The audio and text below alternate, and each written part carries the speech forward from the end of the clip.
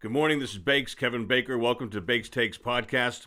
This is what I've come up with over the last week of May. June is starting off crazy, as we can see. But here's what we're going to cover. The 60-40 has worked. I'll explain that. Went through 1,700 plus charts in my system, all the ETFs.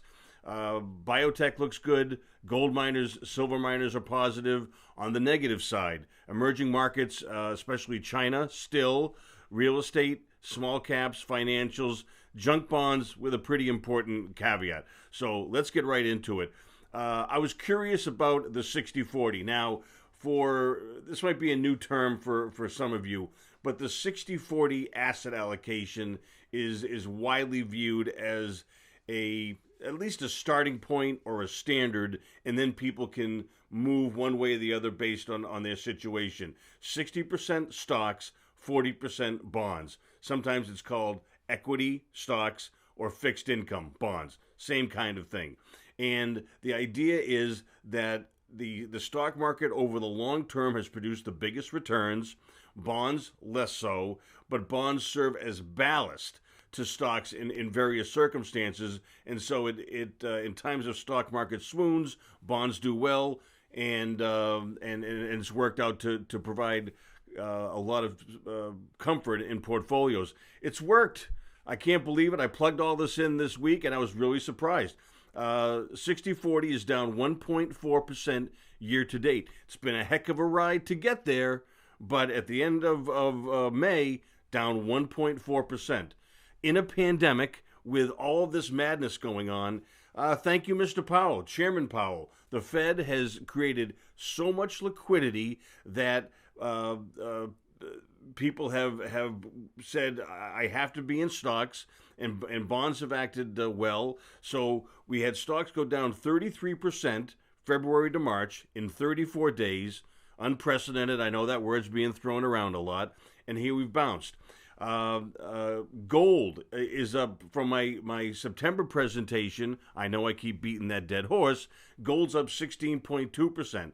So year to date, stocks, the S&P 500, I use the SPY ETF as a proxy, it's only down 5.4%. It felt like a heck of a lot more than that, but here we are. We're down 5.4%. The AGG is the biggest bond ETF that's out there. You can argue, you want to use a different one, that's fine, we can plug it in. But that bond proxy is up 4.7%. Gold is up 14%. Cash is obviously flat, paying almost next to nothing. But you plug that in, and 60-40 is still around 60-40, and it's down 1.4% year to date. Pretty good, given what all that's gone on. So, and if you add back the dividends from the S&P and the interest payments for the bonds, it's close to flat. It's remarkable, absolutely remarkable, given what's going on. So, if you have an advisor who you like, trust, and respect, and have you in a 60-40 allocation or some variation of that makes you feel comfortable, then terrific. You're in great shape. A lot of people aren't, and I hope I add some value around the edges. Mike, can we go to the next chart, please? This is the S&P 500, the SPY. We did close above 303. The volume is still anemic, below average. And the stock market is a mischievous bastard. Pardon my language, but I wrote it down in a bit of frustration and anger. It works to frustrate and surprise and confound the most people at the greatest times. And so here we are. Yes, it's bounced. It isn't very exciting in my view. We're still into resistance, which we talked about last week. When I walked in, the market was up a little bit. But again, I can't get excited about this chart and the S&P 500 with where we are right now and what's happened since the March 23rd low. As I do at the end of every month, I often do it in intra-month, but at the end of the month, I look at every single chart out there, every ETF. I've got 1,700 plus plugged into my system, and I came up with 11 to focus on, 8 themes. Positive, biotech, makes sense given COVID. Gold, silver, miners, not the bullion so much. I'll go into that subtlety a little bit. Emerging markets, especially China, real estate, small caps. These are negative, sorry. Negative on the emerging markets in China, real estate, small caps, the financials, junk bonds, and I've got a little bit of a cautionary tale there. First one up is REK, the short real estate ETF put out by Proshrs. This shorts the Dow Jones Real Estate Index. This is the daily chart. Okay, each day is a high, low, and a close. And basically, from the March 23rd low, the short real estate ETF peaked at 19, came down to 13, where we are right now. And I've got reasons to think that we're going to retrace at least some of that. And I'll go into that further. Thanks for the next chart, Mike, please. This is the monthly chart. So it's each month, May, open, high, low, and close. And I just want to give you this historical perspective. So this gets us back into '09. Look how long we've been in this trend. 08, '09, the financial crisis, housing bubble, et cetera, et cetera. And this index peaked at 50. We've spent 10 years going down to 13. Now we're building support, a base, and I think we're going to retrace some part of this. And I think it's worthwhile. And I'll go into a fundamental reason why I think that's the case. It was interesting. There was two podcasts right in a one after the other in subsequent days that I listened to. And oh, by the way, please go to my YouTube channel and you can see all of these things that I have. If you're listening to the audio only now, Bakes Takes is the YouTube channel. And I have the YouTube interview with Kevin O'Leary, who runs iShares. He's Mr. Wonderful on Shark Tank. And he has invested in 51 private companies from Shark Tank and other sources. So he has a pretty good overview of what's going on in the world. 51 companies, all of them are looking to cut their real estate use by 50% over the next few years. He discusses that around 3 minutes if you want to get to that exact point. And at 21 minutes, he talks about that now that he's gone to the landlords and renegotiated payments, deferrals, etc., that the value of that real estate is likely going down. The bank holds the mortgages, and that's going to be the next hit, which is the financials, which we'll talk about in a little bit. Also, at 9 minutes, he talks about, and we talked about ETFs, exchange traded funds. I explained those a bit last week, and he talks about the tax advantages over mutual funds, which I think I glossed over too much. The way that they shift shares in and out of ETFs, you don't have taxable gains that are then passed on to shareholders like you have with mutual funds. And I think it's another important point to utilize ETFs in an effective way. The next podcast that I listened to was Jason Calacanis. This Week in Startups, he interviewed a venture capital fellow named Gary Tan. And at an hour 14, they're very San Francisco focused, very high tech focused, but Jason's companies are not renewing leases. And he gives these examples of, I can save $1 million on the real estate cost. I can hire, this is Jason talking, 10 engineers at $100,000. I don't need to pay them $150 because they're not going to be working in San Francisco, so they don't get that premium. They can work from home, and you can either hire 10 engineers or drop $1 million to the bottom line. But real estate use is coming down. This is not going to be, it's going to take some time to play out, but it's something to monitor, hence what I'm seeing in the charts. The next one is the SEF, the ETF that shorts the financials, mainly the banks, and it's the same sort of thing. Spiked up to 30 at the end of March, came down to 20 because now that people are more comfortable with Powell. But I think that this real estate / mortgages piling into deterioration into bank financial statements is going to be occurring over the next 2-3 years. So it bears watching. Full disclosure, I don't own anything here. I will always disclose if I have some axe to grind. The monthly, again, I wanted to show this perspective because I think it's good for me. This is down 90%. 200 down to 20. So if we retrace any part of this, it's going to be some really significant, worthwhile moves. 20 to 30 is obviously 50%. I'll take that all day, every day. Again, I haven't seen that be confirmed in the charts yet, but I'm sure as heck looking for it. Mike, can you go to the next chart? Great. Here, I'm really starting to question this. This is the EUM, the ETF that shorts emerging markets. 40% of this is China. Again, I look to the monthly just to give you a sense of the long-term trend here. This is down 80%, 99 to 18. It is building another base, another support. It is yet to be confirmed that there's a breakout to the upside where China and Taiwan and South Korea and Alibaba, Tencent, and Taiwan Semiconductor are declining meaningfully, but I'm certainly looking for that as we go forward into next year. Wall Street Journal, and this is why I keep playing up this theme. Wall Street Journal, Dave Michaels and Akane Otani pointed out that over the last decade, billions have been raised by Chinese companies listing their shares on the American stock exchanges, but they're avoiding the accounting quality checks that all the other public firms endure. I was surprised by that. I thought everybody had the same rule book and playbook and audit rules and what have you. They don't. And the Senate is piling on. They just passed legislation. The House is introducing it. And it would kick Chinese companies off of U.S. stock exchanges unless their audits are inspected by U.S. regulators. That's 200 companies, $1.4 trillion.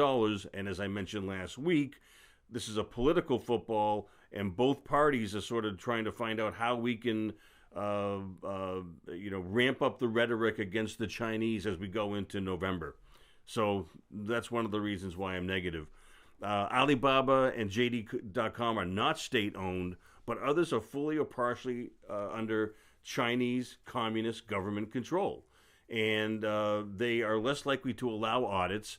In some cases, recently, they outlawed complying with overseas securities regulators without the express written consent of the Chinese government. I added that for Major League Baseball purposes because I want to see some. But it's a serious thing if you start seeing Chinese company after Chinese company having that American buying power and liquidity being taken off the table. Biotech. All right, this is interesting. The market has moved dramatically on especially vaccine news. So it makes sense that biotechs, this is a pretty chart. So I have to, throw my biases to the side and say, there is something going on here. Obviously, there's feverish work being done to address COVID-19. This is the BBH, Vaneck Vect Biotech ETF. The top three are Amgen, Gilead, and Moderna, the top three stocks in the portfolio. Amgen, Gilead, been around forever, varied portfolio, profitable, cash flow, etc. Moderna has a market cap of $23 billion. They have no products. They have a trial that they put out with 8 patients in phase 1 showing promising results for a vaccine. So at $23 billion, expectations are pretty darn high that something's going to happen for Moderna. So I just say tread cautiously. Any bad news on a vaccine and $23 billion is going to go down dramatically really fast. I'm not saying that's going to happen, but there isn't 10 other products throwing off cash flow to catch you if something bad happens to Moderna. So be it. The IBB looks good. This is another. This is the iShares NASDAQ Biotech. Vertex, Amgen, and Gilead are the top 3 here. I think Moderna's in the top 10, if I recall correctly from looking at it. But these are, obviously, 3 more stable biotech companies. Other thoughts. How much of this price move is COVID-19? Where are expectations for not only Moderna, but all the other projects that are out there? There are 12 companies working on vaccines. There's 22 working on treatments. There's 13 working on testing. So a lot of competition, which is understandable. What price can you charge given the political climate and the perception of profiting off of a pandemic? The alliteration is going to play in the newsrooms, and they're going to use that a lot. So That's one question. Number two, what are the margins on these things? Vaccines can tend to be lower margin products. We'll see what they can charge and what kind of return on their R&D investment they can earn. It's going to be acute versus chronic, I suspect. So it isn't treating diabetes and hypertension. It's a one-time vaccine, maybe a twice vaccine, a one-time treatment, a one-time test, I hope. So it isn't going to be a recurring treatment or vaccine or regimen going down the road. It's one, maybe two times, and you don't get much of a multiple for that kind of a thing.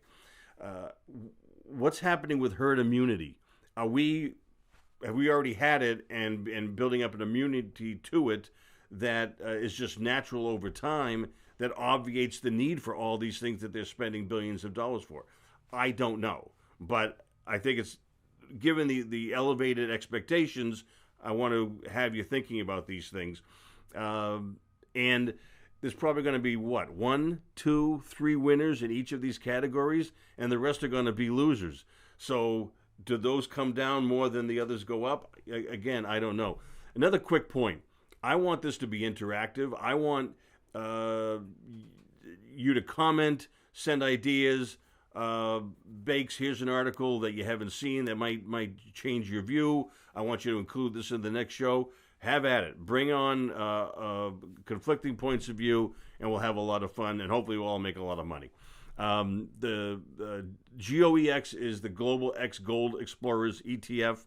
These are the gold miners, it isn't GLD, which is an approximation of the gold price, gold bullion. So you have leverage involved here, and leverage cuts both ways.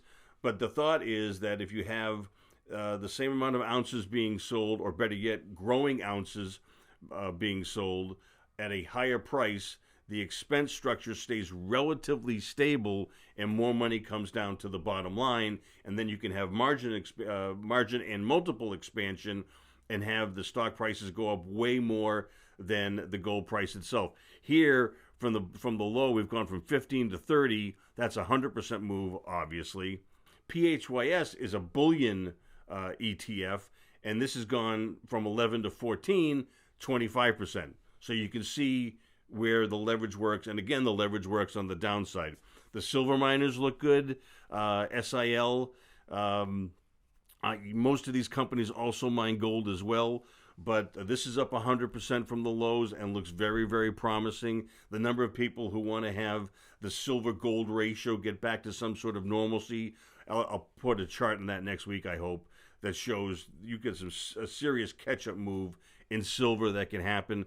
SLVP, the iShares MSCI Global Silver ETF, looks very similar, up 100%. I know that's a big move, but there might be more to come. Next is the small caps. The Proshrs short Russell 2000, RWM, bets against the Russell 2000 going up. So what's happened? From March 23rd, it peaked at 59. We came down to 38. It looks like this is prior support where we're building a base. The volume has been higher on the up days. So if the Russell 2000 comes down, this is going to go up. Again, I have not pulled the trigger on this, but it's intriguing to me, and I'd love to hear your thoughts as always. This is controversial. Shorting junk bonds, SJB, I think that's what the acronym is. It's also the ETF symbol.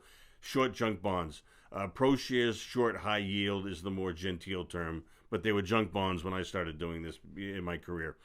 You have to be careful. The Fed is out buying junk bonds and junk bond ETFs on the long side, meaning they own the underlying junk bonds. This ETF goes out and shorts the high yield bonds, betting on their decline. So if high yield bond prices start going down, this is going to go up. The problem I have with this is that it's kind of like stepping on Superman's cape, with all due respect to Jim Croce. The Fed is Superman right now, and I haven't seen any kryptonite, and so I'm careful of this. If this can go up in the face of the Fed buying junk bonds, then we've got a really crazy situation happening. I'm not doing this yet. I don't want you to do it, but I'm paying attention to this. In Barron's this past week, Randall Forsyth wrote about a great reminder to all of us, but I think me especially. Economic stats are as old as soon as they are released. And I've got a further take. That's obvious. But my other take is you can't invest in them. There isn't a unemployment claims ETF, a GDP claims, a manufacturing index ETF. They're not out there. So all you can do is take those, and I think what we do well here, I hope, is we focus on future implications. I'm not reading to you what's happened. I'm trying to say, here's what this means for future implications, and here are the vehicles where you can invest and make money going down the road. And I hope that's helpful versus the other podcasts that you listen to. I always welcome your inputs and insights, and welcome them. Please subscribe, review, and share my Bakes Takes podcast on Apple, Spotify, or your preferred platform. Please also subscribe to my Bakes Takes YouTube channel. The audio is the same, but the charts that I reference are on the screen. A lot of other things too. Follow us on Twitter at BakesTakes_ and other social media. Please use your voice memo app. Tape your questions and email to bakes at bakestakespodcast.com, or write if you prefer. I'll keep it anonymous if that's what you'd like. Thank you for listening. Mike Wilson is my producer. Have a great week. This is Bakes. And for much needed levity, again, I would love to play all these things, especially the clean parts, but I can't because the copyright people come down and San Bruno helicopters show up my house, and they won't let me show the videos. So I would encourage you to go to Netflix, Bill Burr, Paper Tiger. He taped this at Royal Albert Hall. Disclaimers. I don't agree with everything he says. There's some dirty language. It is not politically correct, but boy, is it funny, and we need some laughs in this crazy world that we live in. Hope to see you soon. This is Bakes. See you next week. Bye now.